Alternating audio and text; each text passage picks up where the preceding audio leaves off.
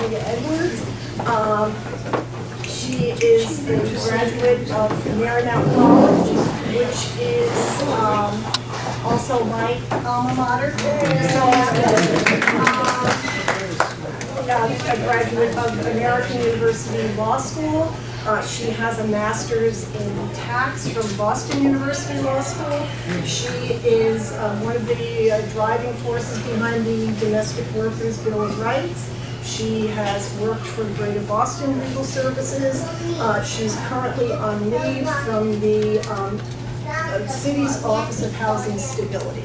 And so I'm not going to say anything more about Lydia because I think we'd like to hear from her and then ask questions and get to know her on your own. Well, thank you so much for taking the time. I think in the first hour or so I'm going to expect. I know it was planned for two of us, but I really do expect and hope that we'll have a real dialogue. I think this is an opportunity to learn how to serve the North End the best way, and so that's what I'm really looking forward to actually is the dialogue part. So some of you met me last year when I was running in the Senate seat, and some of you have never heard of me before. So I want to talk a little bit about where I come from, because I want you to understand and leave with this one impression more than anything else, is I'm running on a platform of service. I'm excited to serve all. And I'm excited to serve anyone, whether they know me, whether they don't know me, if I grew up with them, if we speak the same language. I'm excited to serve this district. And that sense of service comes from actually growing up with my mother, who raised myself and my sister by herself. She was in the military actually, 23 years. She served this country. And many times she often had to leave my sister and I with our relatives so she can go serve this country and do what they call a TDY, temporary duty year. And I've learned that in many cases you do have to put not only country or community before your family in order to assure a strong future for your family and for your community. So that's how I grew up, seeing service around all the time. And so, having grown up around the world, literally, that's why I'm not really native to Boston, but I'm native to service and growing up around the country. We grew up in England, Germany, and I got to Boston because I'm an attorney and I graduated from law school. And I was excited. I wanted to be a civil rights attorney. I wanted to represent folks. I wanted to get right into service. And unfortunately, they didn't tell you the part about graduating from law school. You get a whole bunch of friends, usually 100,000 of them, debt it's called, and I was not prepared for that. I didn't come from much growing up, so I had to take out the loans. And so I ended up working at a law firm for a little bit, and I got to know Boston. I had worked in the court system here, and I ended up really enjoying, being there and finally making it. I'm the first attorney in my family to get this far, and I was excited to call my mom when we got the job, and I said, you need to come see where I'm living, and it's beautiful. And when she came, embarrassingly admit, we sang the Jefferson song, we were jumping up and down, like, we made it, this is the greatest thing. And I'm telling my mom, who is still, though she was retired, but still had to work a lot, and I said, I promise you, Mom, I'm gonna make the money, and I'm gonna call you up, and I'm gonna tell you, you don't have to work anymore. I'm going to save up, I'm going to pay off the debt. My sister is off and she was finishing her PhD program actually. She's a college professor. And I said, that was my reward to my mother, everything that she did for me and my sister. And unfortunately on February 10th, 2009, I had to make this phone call and tell my mom, instead of you not having to work anymore, I just lost my job. It was the recession. Right? And it was an ego blow. It made me feel horrible. It made me feel that I had failed. And a lot of people went through the same feeling. But what I had learned through my mother, watching her fight for us and serve this country, is that it's not really how you fall down. It's how you get back up. And that defines who you are, your character, and how far you're going to go. So I got back up and I began volunteering actually at an immigrant center. Many of the folks there couldn't speak English. Many of the women there were dealing with domestic violence. A lot of them were dealing with wage theft. And so I remembered I wanted to be always this attorney anyway. This is what I wanted to do. I wanted to serve. I wanted to represent people without a voice. And that's what I was doing. I ended up becoming their director of legal services and opening up the nation's first legal clinic for nannies and house cleaners. And I represented them no matter what. I didn't care if they were owed $20, I didn't care if they were owed $200,000. They worked hard for the money. And in every single case, we found that our legal system, unfortunately, had said that their work is not real. Up until 2014, if you were working in domestic service, you could not file a discrimination lawsuit. You were not considered an employee. I would go into court many times and tell the judge my client had worked overnight with this new set of newborn twins, and she was working overnight. And the judge would say, I don't believe it. And besides, she got to sleep at some point, so I can't figure out what it means, so I'm not going to pay her for it. To quote him, nap time is not real work. So my client shouldn't be paid for it. That's not good to say to me. Don't tell me or my client that we're not valued. And so we began to form a statewide movement. We launched this coalition, and in one session, we introduced the Domestic Worker Bill of Rights, and we passed it. We introduced it, it was signed by the governor. And that was because of the community that we got to build. And that's another reason why I'm running.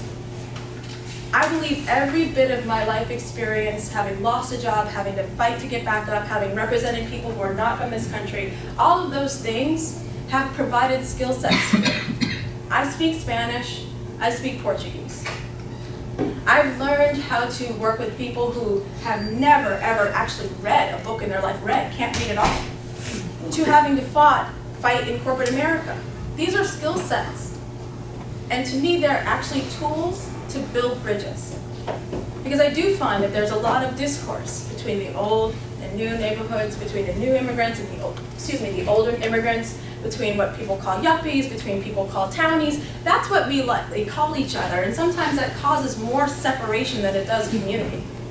So I'm running on building community. And I think I'm going to be very good at it, and I'm excited to do that. So, fast forward a little bit. In September of 2016, I started as the Deputy Director of the Office of Housing Stability. That's a lot of words, but what that job basically entails is protecting the middle class in Boston. Trying to ensure that there's still a place, literally, physically, a house, an apartment, that they can afford to stay in. Because we are finding that with rents going up, a lot of people can't afford to stay here. We are finding that even those who are homeowners are finding their taxes also going up as their houses are being valuated higher. And what we're also finding in all of our communities is that the children who went to our schools, who were raised here, will not be able to stay here. And that's a frightening thought to a lot of people, because they can't afford to buy here. And so my job, literally, was to come up with policies, pilot programs, and come up with, just use all these skill sets again to figure out how we can do that. So we introduced legislation that basically lowered the taxes for small property owners. If you kept your rent below market, we were going to lower your taxes. That's pending right now. If your house is going into foreclosure and you are a tenant, and you're one of the tenants and you paid your rent, you didn't lose the house. Then if they go to sell your house at foreclosure, you get to be at the driving seat and you get to have a right to first purchase it before anybody else. This is a pathway to ownership. These are pathways to assure that our small property owners can still also maintain a livable rent without having to put themselves in debt. I know, I'm a property owner. I'm a landlord, and I have tenants. And it's important for me to be able to see the incentives as well. So, not only did we deal with those policy, big ideas, but we dealt with the day-to-day, the nitty-gritty. I have no place to sleep tonight, ma'am. Are you Miss Edwards? Hi, I'm pregnant and I'm sleeping on a park bench right now. Could you help me? That's what I dealt with. Every fire in the city of Boston I'm notified about. And within 2 days of the fire, my office's job is to find anybody who does not have a place to sleep that night and find them a place. And to keep contacting them until they are permanently housed. That's my job. And we had to design a system for that. So I guess I feel like I've gotten the skill sets, and I'm working really hard right now, down to the nitty-gritty, down to, I guess, even to everything. I mean, housing has to do with the conditions, bed bugs, down to trash, down to rats, all of those things come into my office right now. But I also know how to pull back and see the big picture. And so that's why I'm running to be your next city councilor. And I'm here also to figure out how the best way to serve you. So I appreciate any and all questions. I can't promise you I'll have an answer for everything, but I will respond with an answer. And I look forward to you educating me about what you need. So thank you, I hope you'll vote for me.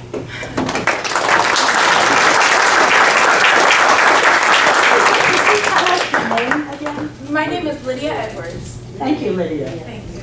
Yes, Lydia, are you running for a district seat or an at-large seat? that's a good question. All right, why don't we start with that one? Yes, I'm running for the district seat to represent the North End, East Boston where I live, and Charlestown. The seat that Sal is vacating. Yes. Got it. Yes. Yes. So it sounds like you are making lots of progress, and that you are making lots of progress in your current position with the city. Why do you want to be on the council? We hear that the council has very little power. So what can you do as a councilor that's much greater than what you were doing in your current position? Well, I think that's a great question, and I've actually been asked that more than once. And I think if you see the councilor's job as just voting on a budget and just showing up to meetings, then yeah, you're right. There's probably not much to it. I see it bigger than that. I think being a councilor is more than just the votes that you make and the policy ideas that you have. Because you're right, I do that right now. Big thinker, and write it out and introduce it. I think it's about how you set the conversations. It's about also being a check on our administration. It's about when you have questions that if you can't get to the folks, I become your megaphone to ask those very same questions. It's about being an advocate in a way because you are an elected official that you can't be if you're part of an administration. It's about assuring that people's voices are heard and valued. It's about when, for example, in East Boston, we just started a soup kitchen. I'm very proud about that. It was the community that came together, and every Tuesday, we feed 100 people. And I think about those instances when people get excited about coming together to do something, that as a city councilor, it would be my job to continue to provide those resources, to push those ideas, and to push those points when community comes together. And South Lamatina has done that. When we say we need clothes because one of the young men has an interview, he gets us clothes. When we say we need to talk to someone about permitting to assure that the soup kitchen can grow, he's there. It's about being the advocate, and it's about bringing the community to its best. So that's why I won. Yes. So, one of the issues in this neighborhood that and I think a lot of people here are concerned about is the building of a hotel, by Lewis Wharf there, right on the water. Yeah. So, have you given any thought to how you feel about that? And in relation to that, there's that gigantic building called the Eddy that's gone up on the waterfront in East Boston. Have you been involved at all with that project in any way, the pro or con? So, down into the nuts and bolts in the project, not as much. In terms of the conversation and understanding both sides, absolutely. And I think in both cases, we're dealing with the same discourse. Many people do feel that the process wasn't as clear to them. Many people do wonder if the buildings are actually for them at all. And if we are building our communities, are we assured that our communities can have access to those buildings in terms of affording to live there, right? I think for some people, there's a true concern about whether they were invited to the conversation about defining what those communities are going to look like.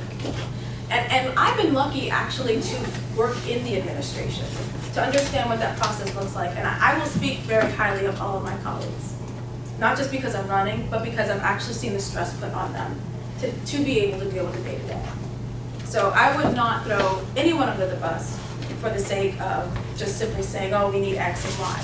I work with my colleagues in the DPD, I work with my colleagues in D&D. That's where I am at D&D. And I do know that there are times when we are trying our best to do our best. But I also know, having been in the community, sometimes there's a miscommunication and the messaging could be better. The invitations could be earlier to design together. I'm a big proponent of participatory zoning. I don't know if you've heard about this, but there's actually a movement for it, where you're actually given ideas and there's direct votes on how it works, guiding the city. I'm a big proponent of you saying what you need and want, and however I feel about it is not just irrelevant, but it's not my job. It's bringing that to fruition. Okay, thanks. Yes. I wouldn't ask you to throw anyone under the bus, Okay, thank you. but I would like to hear a clear commitment that if your constituents take a position opposite that the administration is taking, that you would not feel uncomfortable advocating that position strongly. Oh, you have that clear commitment. Thank you. My job is to do the will and to serve this district. I think that's a very simple job description. So you put me there, you can also take me out. And as long as I never forget that, I will never feel uncomfortable to advocate for this community. Thanks. Yes. Hi, Fort Cavallari. I asked a question, or as the senator said, perhaps made a statement regarding the way the city oftentimes misvalues valuable public commodities that they'll transact to developers in the huge development boom that we're going through right now. And I don't know if you were here when I said that, or asked that question. Came in on the sidewalk. Basically, all right, I was wondering how you felt about what I was saying, and I'll recap it very, very briefly. But basically, there are several projects beyond the ones that were mentioned about, there's the Winthrop Square project, you're probably familiar with, big, lot of people push back on that because the idea was we're going to just punt the laws that the state law that requires no shadows in the park to accommodate this developer and to fill the city's coffers, which I understand the city needs to get some revenues. And there was a value associated with that land, and there was a large discussion about how the value would change if you had to bring the building down to a compliant level with the law. And it suggested that there's probably a $50 million play or so, maybe it's 40 million, maybe it's 50 million, for those extra 40 stories that they were able to add. So that suggests there's a certain value that's being transacted by the city, and they're being recompensed for that in that situation. But you see so many situations where our so-called planning authority, which, as I think we've all heard earlier, isn't, and the senator even said, isn't doing a very good job of planning, will allow for a huge variance, big building, like a building, building a hotel on stilts in the water at Lewis Wharf, or building this huge building on the current aquarium garage. And the city seems to get a pittance. They get thrown a coin. Here's $300,000 for the 40 stories of air rights that the city is giving us that in another city would be worth tens of millions of dollars. And the city would actually, and the state might require, or the city council might require, that the city get paid for it. Here in Boston, we just let it happen. And that's why I think that's one of the reasons we have in the last 10 years 100 million square feet of new development that's been in the BRA pipeline or is in the BRA pipeline. That's a lot, and we have very little to show for that. And so there are some real big reforms that a lot of us feel need to be made, just so that the city sort of can catch up and be adequately compensated in this whole development boom. And I'm just wondering, to Victor's point, there's a lot of pushback on the administration that certain city councilors are trying to do. Michelle Wu and Ayanna Presley, Anissa and Asabi George have all joined in many of these efforts, trying to regulate the BRA a little more, trying to rail back on violations like the Winthrop Square deal, which we don't think was very good. Where would you stand on decisions like that, if you can, you may be able to say, I can't say that right now, but where would you stand? And also, if it really came down to a real break with your current brethren in the administration on, you know, issues like that, if you studied these things, would you feel comfortable, you know, in a cadre of city councilors that may actually be the loyal opposition to the mayor, more so than the yes men to the mayor?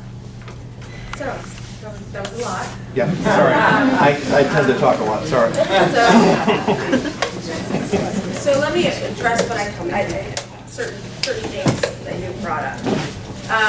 I'm going to leave I think I just addressed the whole, I literally used the words be a check on the administration. So that is what I see my job as being. But I want to address actually ideas and solutions, right? Not only do a lot of cities maybe value those air rights or airspace at millions of dollars more, but I think there's actually ways in which we should be pushing and advancing for developers to be part of the conversation about building more affordable housing. So, for example, several ideas that we had in the Office of Housing Stability about what we could be doing to have development benefit us. One, I don't know if a lot of people know, there's actually a lot of people who are buying, owning, and holding. It sounds like we're talking about a stock market. We're actually talking about our housing market. See, what's happening here in Cambridge as well is that there is a foreign investor movement to occupy, hold, and the most valuable thing you can have in Boston right now is an empty 3-decker, an empty unit. So buy, empty, hold.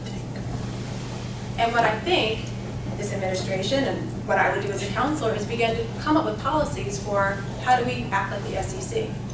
How do we deal with this new kind of housing market? It's speculative, right? We're not talking about small property owners.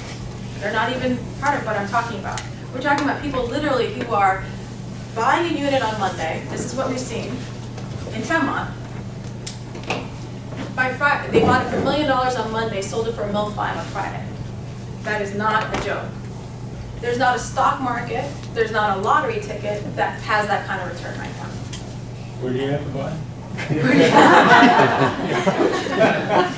Addresses, please. So our job, I think our job is really to come up with solutions that deal with that. We're not saying you can't make profits, but those profits that you make, I don't know why more of them aren't going into our coffers to build more affordable units, to help fund more home buyer programs. To say that, you know, you've made your money in housing, some people need to make their home in housing. That is a pathway to the middle class, being able to own, and we need to have more people investing real dollars into that. And the people who have the money to do that are a lot of the developers, okay? So actually looking at Vancouver, they actually implemented a foreign investor tax, 15%. It worked. Now, I can't do that as a city councilor, just taxes, but there's the home rule petition, there's a whole process that I'm very familiar with, but it's the conversation. To say, is that something you would support? Is that something you want? Is that a movement we need to build? That's what we need to do. That's just an example. And again, going back to looking at being, it's not just being a check as though there's an opposition. We all want Boston to succeed. I'm not sitting here saying that this is us versus them. But in many cases, it's the process that can be improved, always, always. And I can assure you that as your city council, I will always be hungry about how to improve it. I will never make assumptions. I will never get tired of hearing. I will never get tired of serving. There's always a better way, and I hope that you will call me to tell me how I can do better. And so that process means we take longer when we need to. That we assure that we are involving as many voices as possible, that we can find a better middle ground, that we can all live with, that actually you make the decisions because you're the ones who are directly impacted by it, and that we fight for those decisions. Thank you. So, I'm sorry, I could maybe take one more question? And our state senator, all the councils at large, and actually the council perhaps South that just want to replace, they all wrote a letter in our favor opposing the hotel. Would you be willing to write that letter? May I see the letter? Can I? It's just they oppose the hotel. Yeah. I have no problem signing on to a letter. I think out of fairness, I did not see it, so I have no problem It's with just that. opposition to the Lewis law project. Yeah, then I think in spirit, absolutely, that's not a problem. But I do think I would not commit to signing something, it's too much of the lawyer in me to commit to signing something that I've never read. Can I have that? Yes. We'll get you a copy. All right, but can you give me that, I'm not wavering on the signature, I'm wavering on the, I should read it first. Definitely. Fair enough. Definitely. Fair enough. Okay, all right? Lydia, thank you so much.